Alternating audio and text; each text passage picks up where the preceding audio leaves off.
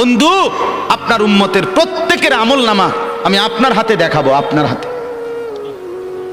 আপনার সামনে পেশ করব।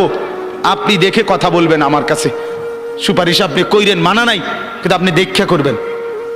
রাসূলুল্লাহ সাল্লাল্লাহু আলাইহি সাল্লাম যদি হাসরের ময়দানে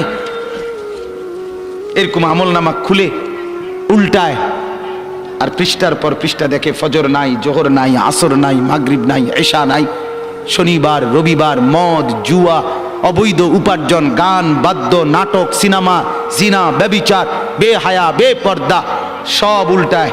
আল্লাহর নবী সাল্লাল্লাহু আলাইহি সাল্লাম তখন বলবে, উম্মত কি এটা? উম্মত, আমার 23 বছরের এত চোখের পানির কথা একবারও মনে হয় নাই? কি আনছো এটা আমারে? উম্মত, তুমি জানো না আমি যে তায়েফের পাথরের আঘাতে পুরা পিঠ চালনির মতো ঝাঁঝরা বানায় ফেলছে আমার? শোনো নাই তুমি? আমারে যে উহুদের ময়দানে দান দান শহীদ করে রক্তাক্ত করছে, তুমি শোনো নাই?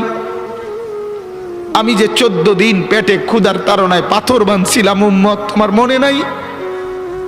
একবারও শোনো নাই আমার ক্ষুধার কষ্ট, আমার পিঠের ব্যথা, আমার দাঁতের ব্যথা, আমার কাঁধে 2টা কড়া ঢুকে গেছে? উম্মত, আমার ঘরে 3 মাস আল্লাহর নবীর স্ত্রী আয়েশা বলছে, আল্লাহর কসম উম্মত, নবীর স্ত্রী বলছে 3 মাস 3টা চাঁদ উঠছে ডুবছে, রাইনা হেলালান সুম্মা হেলালান সুম্মা হেলালান, 3 চাঁদ 3 মাসে নবীর 9 জন বিবির কারো ঘরে আম্মা জান আয়েশা বলে 1 ফোঁটা চুলায় আগুন জ্বলে নাই।